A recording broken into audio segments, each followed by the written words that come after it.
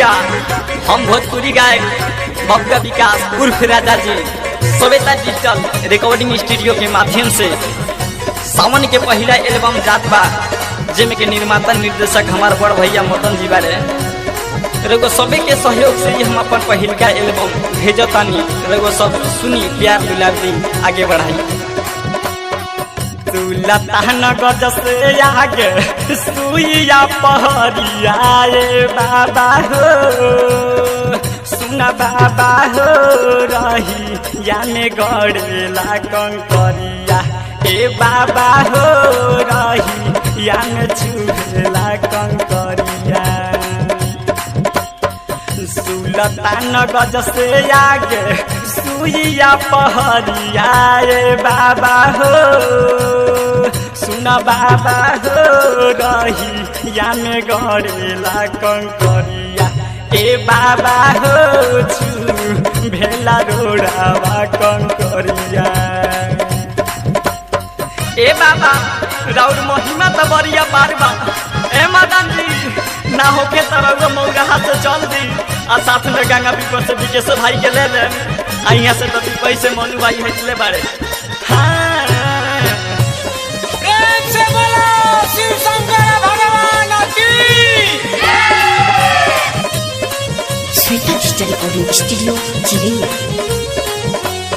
चलत चलत पाँव में बाबा पर गईल छालावा लागता गिर जाई गगरी से जालावा ए बाबा दया करी ना रउआ दर पे सबे कांवरिया आइल बा। चलत चलत पाँव में बाबा पर गईल छालावा लागता गिर जाई गगरी से जालावा माथावा पबोल बम के बनहली पगरिया ए बाबा हो सुना बाबा हो रही याने गड़ेला कंकरिया ए बाबा हो रही याने चुभेला कंकरिया।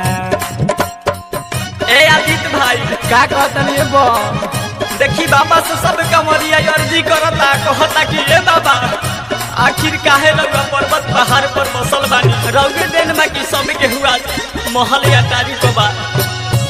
बोला बोला बाबा महेंद्रनाथ की। श्वेता डिजिटल रिकॉर्डिंग स्टूडियो चिड़िया।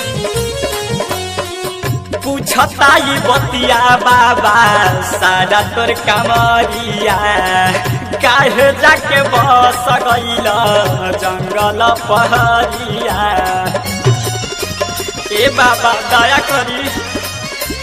हाँ पूछता ये बतिया बाबा सारा तोर कमरिया काहे जाके बस गईनी जंगल पहरिया ये के रंग में रंगल बार सारा कांवरिया रे बाबा हो सुना बाबा हो रही याने गड़ेला कंकरिया ए बाबा हो गोड़ा में चुभेला कंकरिया।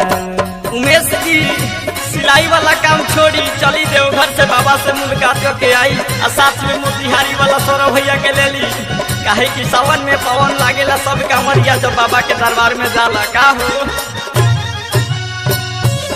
प्रेम से बोलो शिव शंकर भगवान की। श्वेता डिजिटल रिकॉर्डिंग स्टूडियो चिड़िया।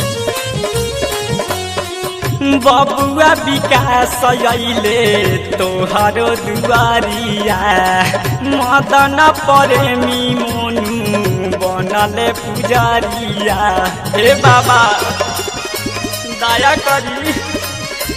हाँ बबुआ विकास अइले तोहरो दुआरिया सनोज सामरिया सुधीर बनल पुजारिया चार गोरी देखी बाबा लौके ना नगरिया ए बाबा हो सुना बाबा हो रही या में गड़ेला कंकरिया ए बाबा हो गोरा वन छुएला कंकरिया। श्वेता डिजिटल